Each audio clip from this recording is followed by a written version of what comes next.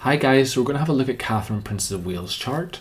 The thing with this chart is that it is a 7 p.m. recorded birth time. Well, we don't know if it's recorded. It's from an astrologer who was commissioned to do a compatibility report for Prince William and Catherine for their wedding, I believe. I'll put a link in the description. But usually when a birth time is on the hour, since it's 7 p.m., I am very suspect of that, and many other astrologers would be too, because rarely is someone born exactly on the hour. So we have to kind of take this chart with a pinch of salt. I have used this chart before in terms of monthly profections, and I've looked at her solar return in another video.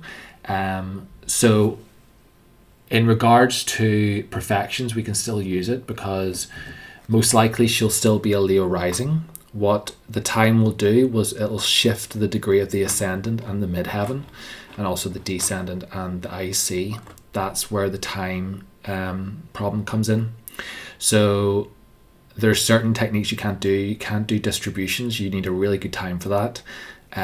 Zodiacal releasing is also kind of iffy because the lot of fortune might change as well. So those are some of the traditional timing techniques we can't use. But what we can use, and what we're going to use today, is annual profections. We're going to use solar returns too, which is also dependent on time of birth, but we just have to use what we have. So I've used her solar return before, and I feel like it does work. And it came up with results. I'll put that video like I talked about in the description. So what we're going to look at is we're going to go over a little bit of the material I did in the other video in terms of her solar return for this year, and then we're going to look at some of her we're going to look at her solar return for next year. The great thing with Catherine's chart is she's born in early January, so it's literally her solar return lasts for that calendar year. Sometimes that doesn't happen. Sometimes someone's born in the middle of the year, so it will have it'll flow into the next calendar year. So that makes it a little bit easier. It'll also be easier for monthly profections too, which we'll get into later. But I want to give a shout out to some of the viewers who talked about doing Catherine's chart in relation to showing how that's, we can compare and contrast in terms of William's chart of whether, Catherine's visibility and her chart is saying something about changing of positions. So yeah, I want to shout out to one of the viewers who mentioned that. A couple of you did. There was also a viewer who mentioned quite astutely about that's the solar eclipse in Leo being right on Catherine's ascendant. That's important because it's the ascendant degree is one of the most important degrees. And this comes back to the earlier point I made about this being a rounded time. Time will sort of tell whether that solar eclipse is very important for her. It will have great importance because it's in the first house, so it's in the sign of Leo, so it will have a first house significance all by itself. But being closer to the axial degree of the ascendant sign is going to give it extra juice. Ptolemy actually talks about, one of the ancient authors, about solar eclipses or any eclipse being on an axial degree, which is the ascendant of the midheaven, or also on a luminary, or which would be the sun or the moon. So for Catherine, it fell here on the ascendant degree at 19 degrees. The solar eclipse was at 20 degrees, so very, very close. So yeah, I kind of want to start with that because she's an interesting case because she is born on a lunar eclipse. So you can see here in her natal chart that the moon's at 18, the sun here is at 19. Eclipses are always lunations, either a new moon or a full moon. What makes an eclipse is whether the sun over here is beside or near a node of the moon and within 15 degrees of that on either side. So you can see here the sun is at 19 degrees. The south node, it's the one that looks like an upside down headphones, is at 22 degrees. So this is a very potent lunar eclipse because it's very close to the nodes, so very close to those bendings, or not bending, sorry, the nodal axis. So she's an eclipse baby, as a lot of other royal charts are as well. So eclipses are going to hold a certain special significance for her. It's kind of baked into the natal promise. So that solar eclipse in Leo that just happened, that will have a significant effect on her as an individual in her chart. Now, what's a solar eclipse in the first house about? The first house is all about body. It's all about the self, identity, who we are. It's the most important place in the chart. This second most important place would be the 10th house. It's one of the most powerful. It is the most powerful place in the chart. So anything that happens there in terms of what's placed there natally or what's happening there by transit or it's going to have great significance. Now, a solar eclipse is when the moon blocks the light of the sun. So there is a interruption, a disruption in the sequence, in the normal way of things. So this is saying something about Catherine's identity, something about her body, something about her as a person. Her personhood is being interrupted. In the sign of Leo, that speaks very much to, a shifting of those in power. The sun naturally is at home in Leo, is the home sign of Leo, or the home of the sun, but the moon is eclipsing the sun, so the sun is its light is being blocked. So traditionally in Babylonian and very ancient astrology, when there was eclipses, it signified change of leaders. So here we can say, along with the south node being present there by transit as well, there is something that is being taken away. The south node is about emptying out, decrease. And then there's this eclipse here that's taking place, this disruption in the first house. But we also have Jupiter there as well. And Jupiter is a planet that talks about honours and rank. It's a benefic planet, so it tends to increase things. It tends to be a planet that is fertile, which is, Jupiter gets the word expansion a lot, which is true, but the benefics, Venus and Jupiter, they're planets that make things grow. So there is this contrast between the south node and the eclipse saying that something is being disrupted, but then there's this Jupiter energy that's saying something is being something's emptying out and something's coming in. So it's this kind of trade-off. So that could be significant in terms of perhaps this is a time where Catherine is, her identity is shifting again. She has to give something up in order to gain something, which would speak to someone who maybe becomes queen. That would be, there would be a certain loss of who you were or who you are in order to become this other person or this duty or responsibility. That eclipse is kind of gonna set the scene. There's also going to be an eclipse over here in the 7th house in February of next year. It's going to be a solar eclipse in Aquarius, and it's going to be at 17 degrees, I think. So that's very close to the descendant axis. The 7th house is all about the partner. So King William in this, or not King William, sorry, misspeaking there. Prince William. That's significant because for everyone, because the nodes have shifted into the signs of Aquarius and Leo, wherever your Leo and Aquarius axis is in your chart, this is where the eclipses are happening. We have an eclipse coming up, the final eclipse of this eclipse season in Pisces at 4 degrees. So that's finishing up the last eclipse in the Pisces Virgo axis, and then it'll shift into Leo and Aquarius. So solar eclipse that just happened in Leo, right on her 19 degrees Leo ascendant. The second eclipse of this eclipse season is happening in Pisces. This is happening in the house of other people's resources, money, death. It's a house of sometimes fear and paranoia. It's also a house of hidden things. And lunar eclipses tend to bring things to culmination and completion in a kind of disruptive way, not in the normal way that a full moon does. And then we'll have that eclipse in February of 2027 here in Aquarius, which will be interesting because it is close to that descendant axis. But that's just eclipses, so that's the real-time things that are happening in the sky, what we call real-time astrology, because it's happening in the sky at a certain moment within in terms of we can measure it in our own time system. if that makes sense. And then what we're going to do with perfections is what we call symbolic time. We're using a symbolic kind of method to say that something is activated for the year, and then that's going to come forth in that year to a lesson or to a certain degree. So like in the other video I talked about, Princess Catherine is in ninth house perfection year. So Aries is the perfected sign. So that means that since January 2026, Mars has been her Time Lord, and Mars is here down in Libra in its detriment in the third house.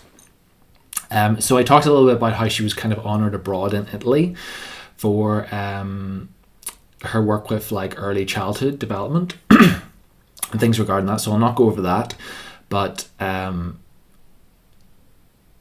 yeah, I think that's how that's played out this year.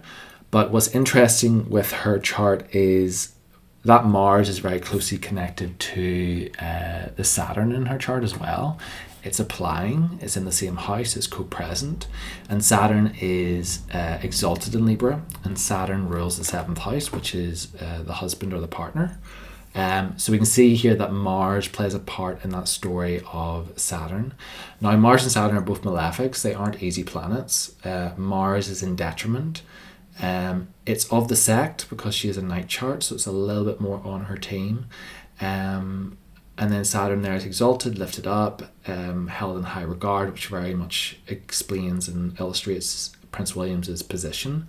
So Mars is there is by co-present with Saturn is they're mixed together in their significations. In the third house, Mars is to do with conflicts and sometimes battles and competitions. In the third house is very much to do with siblings, travel,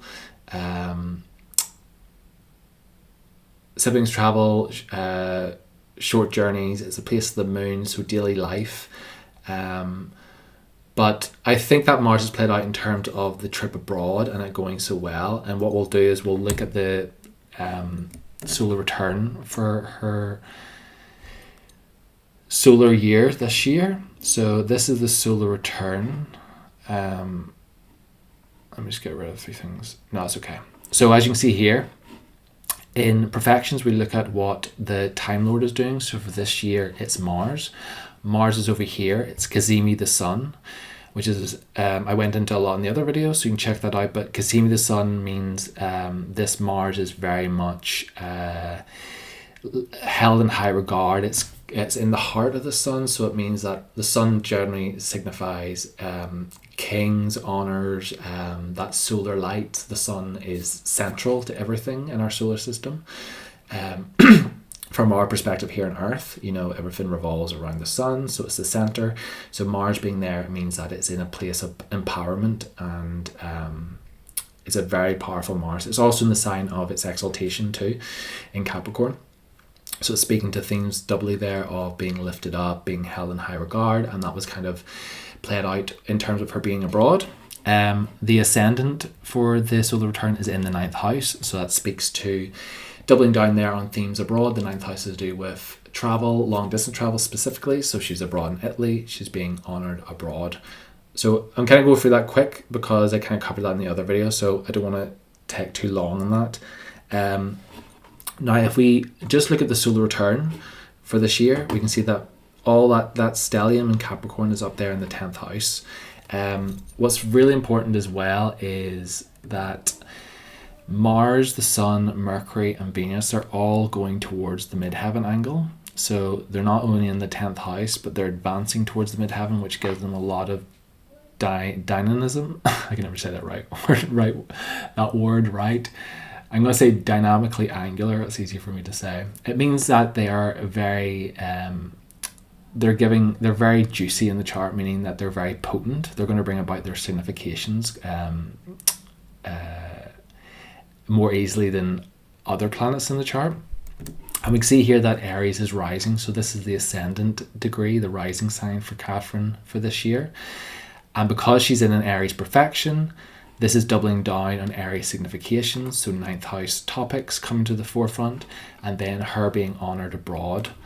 Now, I said that this is significant of her being honoured abroad, but this can also speak to elevation in a general sense. So Mars there is very empowered. Venus there is also cazimi the sun. Mars is closer, but Venus is still at 19 degrees. And Venus in her natal chart is the ruler of her MC degree. So that's the MC degree speaks to our public reputation, our standing in the world, our actions in the public world. It speaks to career, life direction, themes of that nature. So if we just go back to the natal chart, you can see here that the MC is in Taurus, so it's ruled by Venus. So Venus here in the solar return is saying something about she's elevated too. She's not as elevated as Mars because Mars is in its exalted sign of Capricorn, but she's still cazimi the sun, which is a powerful place to be in. So you could say here that this year, which is not yet over, we're in August, there's still themes of elevation and being lifted up. Now this all this cazimi energy happens in the 6th house, which is a place of service. 6th house isn't an easy house, it's also a house of illness as well. But I think here it's playing out, whatever you think of the royal family, they are a family that service and duty are very much built into the institution. Some do it better than others. Some are less individualistic than others, but service and duty is one of those themes. So, natally, Catherine has her ascendant ruler, the sun, in the 6th house. So it's a life of service, a life of duty. And this is just getting highlighted again. Now for Catherine, because her she is ruled by the sun, the solar return sun being conjunct the sun isn't significant because we're using the sun to determine the solar return. So that's just a coincidence. Because she's a Leo rising, so the sun will always return to the same position on her birthday. But it is the surrounding planets and the planetary I'm lost for words today. The planetary condition, there we go, planetary condition of Mars and Venus that are telling a story for this year. Also, we have Jupiter here in Cancer in the solar return, exalted on top of the moon. So that's a secondary indicator. The moon or the sect light in the chart, it'll either be the sun or the moon. She has a night chart, so the moon is the sect light. It's speaking to the light of the chart where it's situated. It can speak to secondary indicators for career and visibility. So the Jupiter on top of the moon is also another indicator of, Jupiter is a planet that's fertile, it makes things grow, it's on top of the moon, so it's speaking to things being lifted up, being elevated, that light being increased.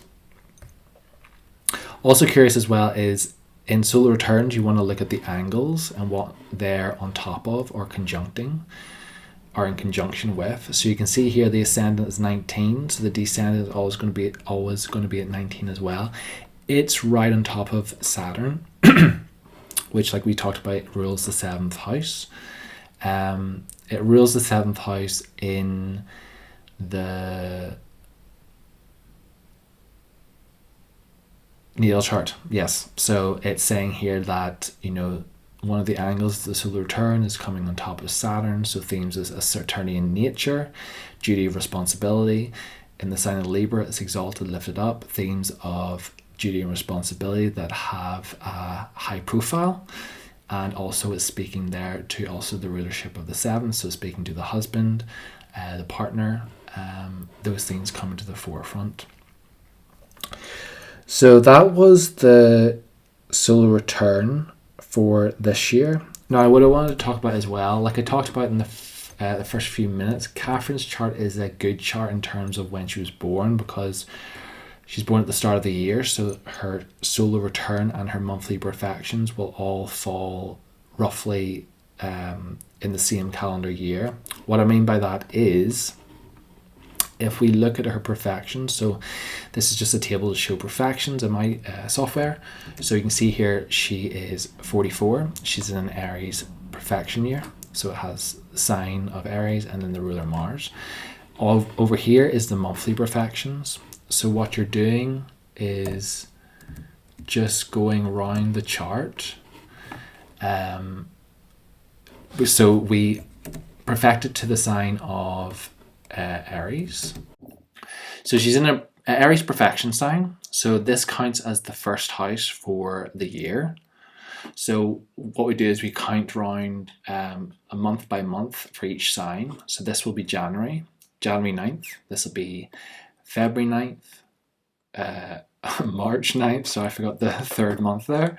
January, February, March, April 9th, and so on and so forth. So it's easy for her because it starts at the start of the year.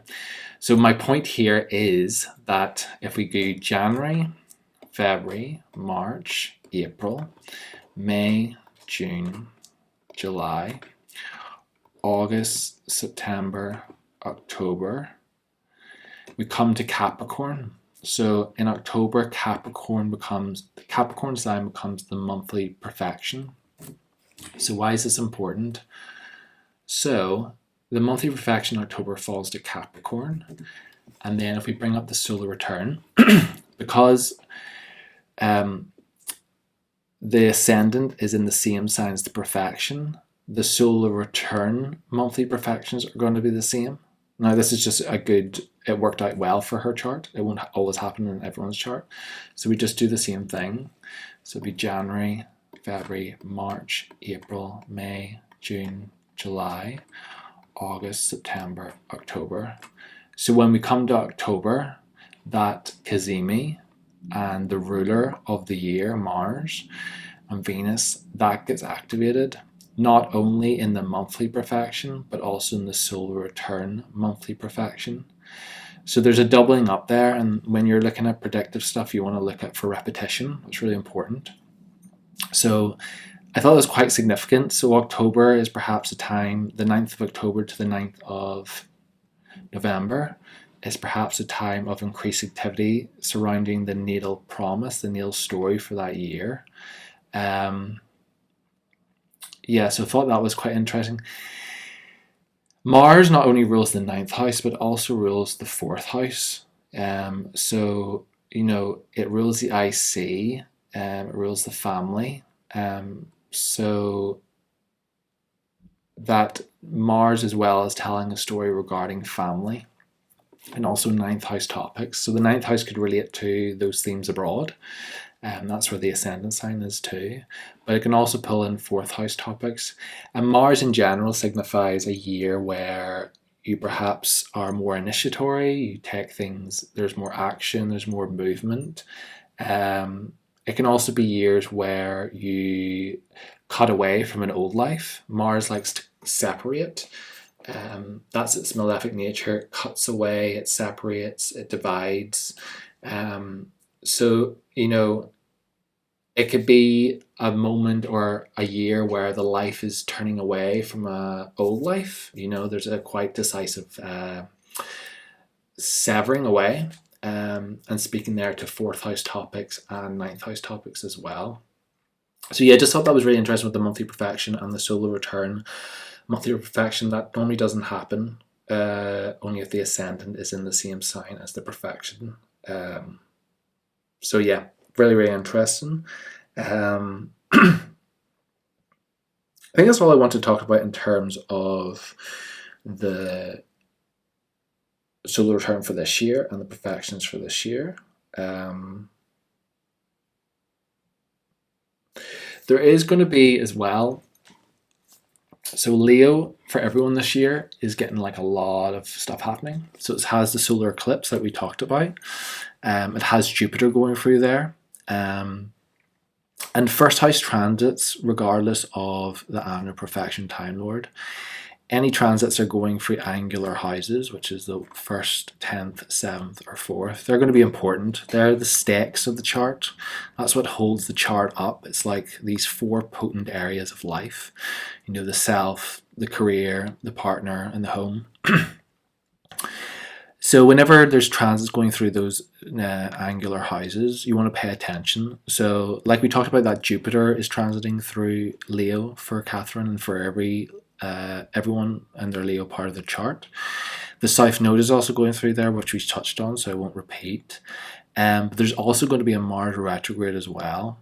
Now, she changes profection before the Mars retrograde, so it doesn't quite have enough significance, but it's still going to be in the first house, which is important.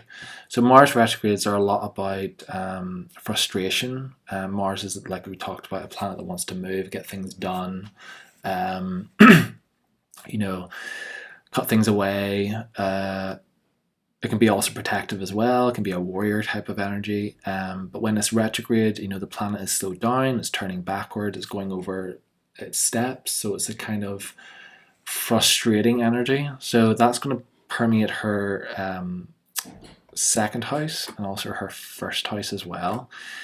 It will station as well on her.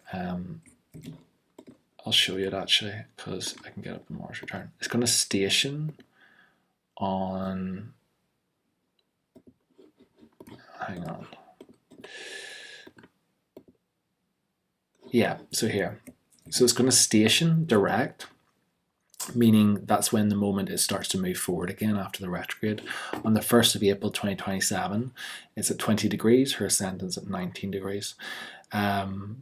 So I thought that was important. Now, she'll already be in a Venus Time Lord period, so it's not as potent as it would be if it was in the Aries perfected Time Lord period, but it's still important because it's a first house transit. And also Jupiter's there at 17 degrees, so it's on top of that ascendant degree as well.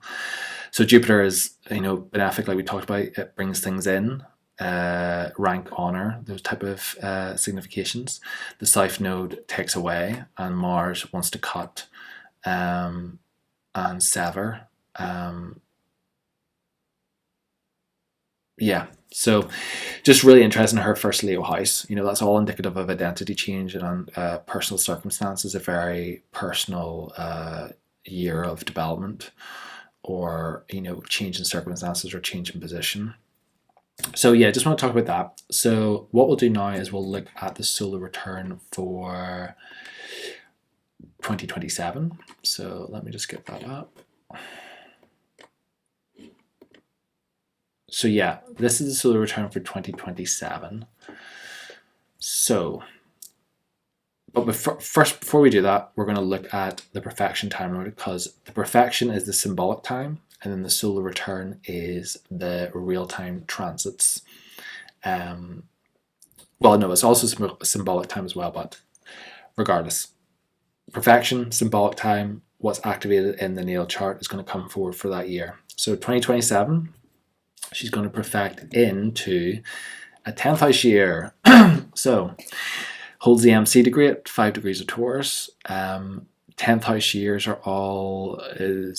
there's nothing in the 10th house, so we're going to look at the ruler primarily, but 10th house years it's activating one of the most important angles in the chart. So themes of reputation, public standing, things we do in the world, what we're known for, career, visibility, are all going to come to the forefront for this year.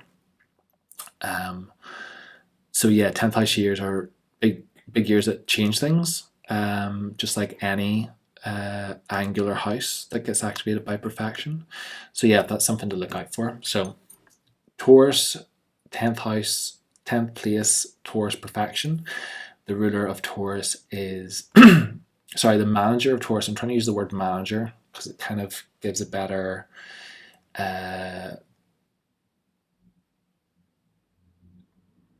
it's just a better word to use. So Venus is in the 7th house. It manages the topics of the 10th and also the topics of the 3rd, and it's placed in the 7th. So Venus represents naturally themes of beauty, adoration, grace, relationships, love, sex as well. And here it's placed in the 7th house, so it's doubling down on themes of relationships and partnerships. So naturally it signifies that it's in the place in the 7th house, so it represents that it's doubling down on that. So we can see here that, you know, in the natal chart, her career and what she's known for is very much connected to the 7th house. So, you know, Princess Catherine has done a lot of things for inner charity work and stuff like that, but she's primarily was elevated and became known publicly through her association with Prince William and her marriage to Prince William. So that's a very clear-cut definition of what that Venus means. So what does that mean for 2027? It means that that relationship is going to be front and center. It's going to be it's her benefic of the sect. So that's important because you're benefic of the sect, because Venus belongs to the night team. She's born at night. It means that it's going to bring about good things. Venus brings about good things. It's in an angular house, so it's going to be front and center. It also has a very close connection with Jupiter. So Jupiter here at 7 degrees, and then Venus here is at 7 degrees as well. So Jupiter, because it's in the sign before, 2 signs away, not 2 signs away, sorry, 4 signs away, from Venus, it means that he's what's known as in the overcoming position. So overcoming means that the planet in earlier zodiacal order is making an aspect to a planet in a later zodiacal sign. And overcoming is an Hellenistic term for kind of domination. It means it is impressing its significations and its power and its authority onto the planet that is later in zodiacal order. So this means that Jupiter is going to impress upon Venus, and Jupiter is benefic and Venus is benefic, and squares are not always bad, especially well, they're not bad in terms of when they're benefics. They can imply some very good. So it's in the overcoming square, so that's quite a powerful position. Jupiter is associated, like we talked about, with rank, honor, wealth, abundance. It also has natural significations with children as well. So in terms of like that fertility aspect we were talking about, and that the aspect of increase about the benefics in general. So here Jupiter is giving all its blessings towards Venus. Jupiter is also very powerful because it's really near the IC angle, so it's very angular by degree. It's advancing towards that IC degree. So Jupiter here is very juicy. It can give a lot. So that's the natal condition of that Venus. You know, it's a good Venus. It's in a 7th house, angular. It's got an overcoming square from Jupiter, which is also angular itself.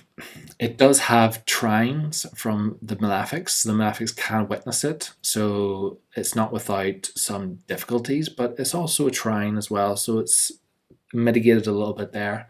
So what we're doing is kind of assessing the planetary condition of Venus. Venus is retrograde as well, but her Venus is also in station. So we can see here, I'm going to bring up Chart Explorer. It's just shy of 7 days. It turned retrograde 8 days ago technically, but you know, 7 days at either side of the birth, I would consider a planet that is in station, also known as phasis. It means that the planet is making this kind of pronouncement in the chart. It's kind of like this flash on the horizon before the sun rises, like, look at me, that kind of vibe. So that Venus is just extra powerful in terms of its importance and significance, and it ruling the MC kind of talks about, you know, that elevated position, and one day she'll be queen. So yeah, so that Venus coming into activation come her birthday in January 2027, that's really important. That's the natal condition we're talking about in terms of the profection, because like we say, Taurus is activated, therefore Venus is activated. Yeah, there's also as well, I forgot, Venus and Saturn are a mutual reception. So Venus is in Aquarius, Saturn is in Libra. they are the signs of each other's. They're swapped over. So Venus and Saturn are connected intimately through their trine aspect and also by their mutual reception. So this is saying and doubling down on the career will be intricately linked. So I can't say that word either. With 7th house matters and 6th house matters. Saturn represents Prince William. He's exalted in Libra, lifted up, kingly energy, princely energy, royal family energy. Her career is linked to 6th house topics as well. So you can see here that there's like multiple testimonies for the same thing. Her son, the ruler of her ascendant, is also in the 6th house of service and giving. So yeah, this perfection that's coming up is very important. So what we're going to do now is we're going to look at the solar return, bring that back up. So let's just have a look at the solar return on its own. So it's a little easier to start off this way. So we have Cancer rising. Let me get a tool. Cancer rising. The ascend is at 29 degrees, so it's just very, very late. So Cancer rising, a lot of fortune in Cancer too. The thing we do in solar returns is how we prioritize it is we look for the Lord of the Year and what it's doing. So we'll start with that. So Venus is over here in Sagittarius at 2 degrees in the 6th house of the solar return chart. That's our Time Lord for 2027 for Princess Catherine.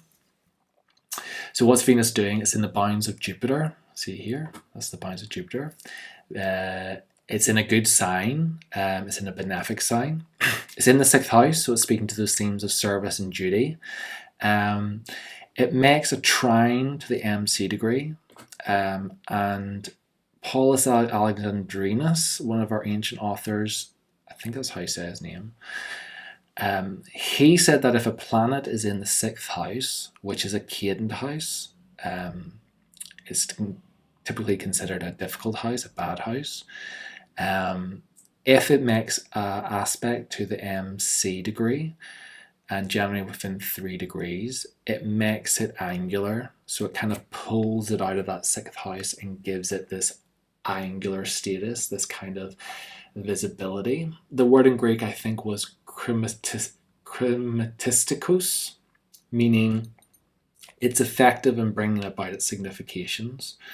The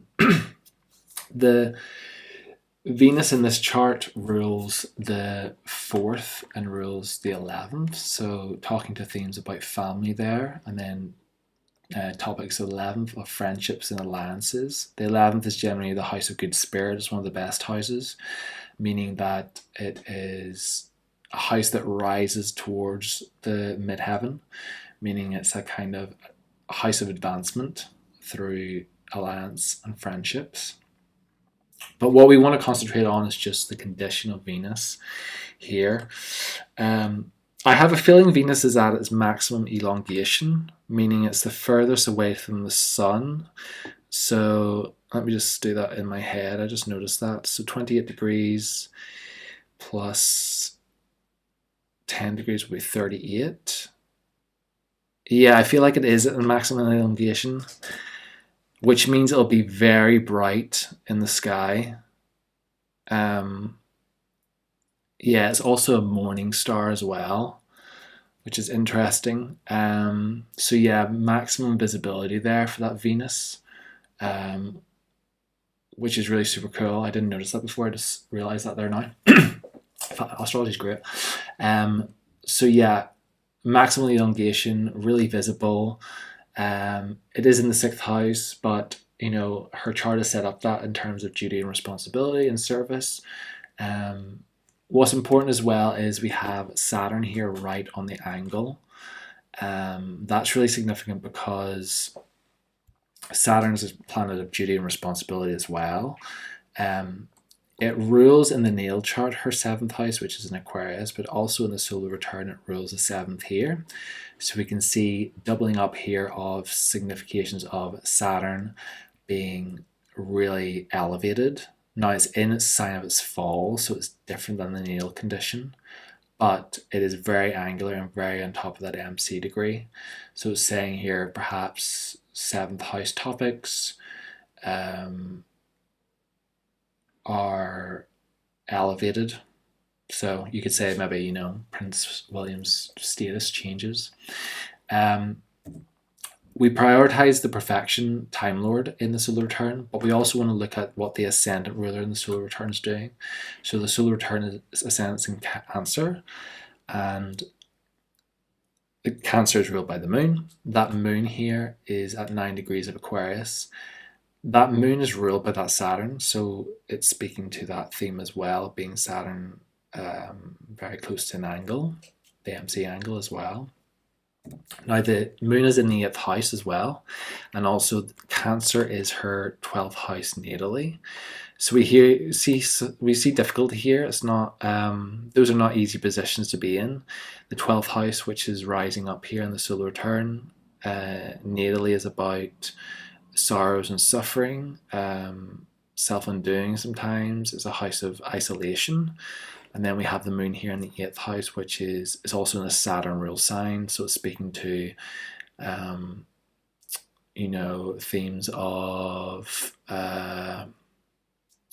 sometimes hardship. Aquarius is a sign of the other, maybe doubling down those themes of maybe feeling alone or feeling isolated. You know, regardless of your position, sometimes you can feel isolated, even though there's lots of people around you. It's definitely a thing.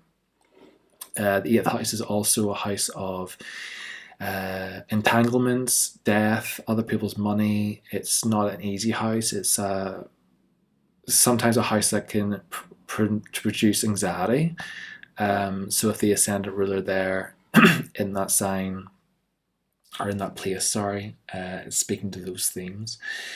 The moon is a waxing moon. It's just emerged from under the beams of the sun. So there is an indication there of the ascendant ruler increasing in light. It's just become visible. So it's doubling down on those Venus associations of visibility, which is really interesting. And also the Venus trine to the midheaven, speaking to that cadent Venus becoming active and able to produce results. What else did I want to talk about?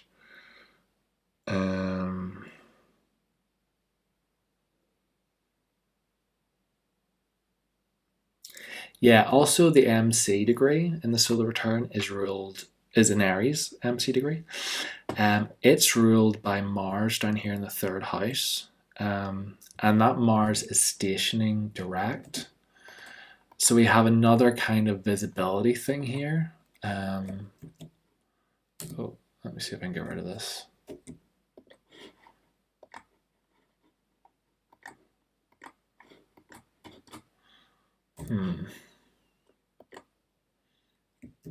There we go. So this Mars is stationing direct, meaning it's just about to start moving forward. But when a planet is stationing, there's this like phasis moment, this like intensification. So that's another sign in terms of the MC, public standing, reputation for the year 2027. There is intensification. There is an intensity to it. So that's kind of doubling down just on themes of visibility with Venus and with the moon. So I thought that was really important. Just phasis is really interesting when a planet is stationing, I mean. It is just a way that the chart is kind of saying to you, like, look at me, like, look at what I'm doing. It's in the 3rd house as well in the solar return, so it's kind of repeating 3rd house topics there in terms of she has a natal Mars that is in the 3rd house. So things with siblings, short distances, journeys, things of that nature. Now, what I want to look at is with the solar return on top of the natal chart. So that's another way to glean some information. And what's really interesting is that the moon here, which is in the solar return on the outside here, the natal chart is in the inside. The solar return is right on top of that Venus, right on top of the Time Lord for that year. Now, the moon naturally in a chart will say something about what's closest to Earth, what's becoming manifest. It's that planet that is associated with generation and corruption. So the moon is speaking to things of our earthly realm, things that are coming to fruition or coming into being. So it's also a luminary, so it's a spotlight in a sense. So that moon being on top of that Venus, it's saying something about the natal promise. It's highlighting Venus in another way, which I think is really important because of all the things we talked about, what Venus represents. Venus as well, she can witness her position by the solar return. So that's an important principle in traditional astrology. So Venus here is making a sextile from Sagittarius to Aquarius. So that means that the natal significations of Venus are more aptly able to come forth for that year. If I worded that right, maybe a bit of word salad there. So yeah, Venus can see its position by solar return, its natal position. So it's that interpretive principle is that it can bring about its significations. It has more access to that for that year. Normally you'd like to see if there's anything happen in the perfected sign, but there isn't anything. There's no planets there. The ascendant, like we talked about, is in Cancer. It's in the same sign as her sect light. So that's speaking to themes of visibility as well. Was there anything else I wanted to say about that? Oh yeah, one other thing was, so we just bring back the solar return. So her angles in the solar return chart are, like we say, Cancer and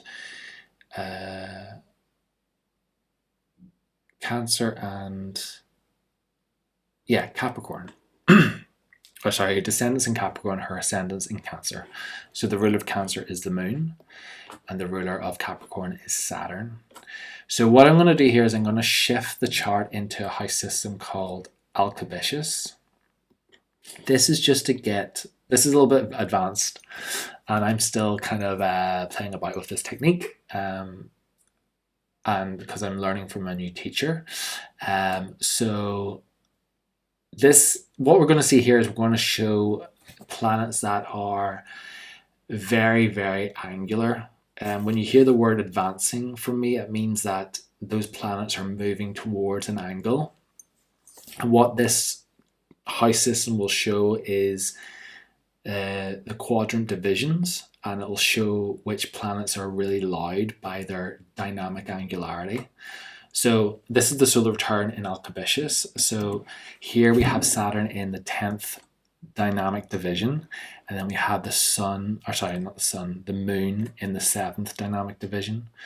And what this is saying is that Saturn's really loud and the moon is really loud. Why is that significant? I'll shift it back into whole sign. It's saying that the angles, Cancer angle, ascendant and descendant angle, they're both really significant. So, on a very basic level, the first house, Catherine, the 7th house, William, visible, really important, loud, something is coming into being into the real world, So I just thought it was really interesting. It's kind of a little bit of sidebar. And don't worry if you didn't understand any of that, because it's a little it's a little light there. It's a little advanced. But I thought I'd include it anyway because I think you guys out there really want this stuff. So yeah. Okay, so this video is getting really long, so I'm going to wrap it up. One last thing, because there's so much you can do in astrology, so it's very interesting. So this is another advanced technique.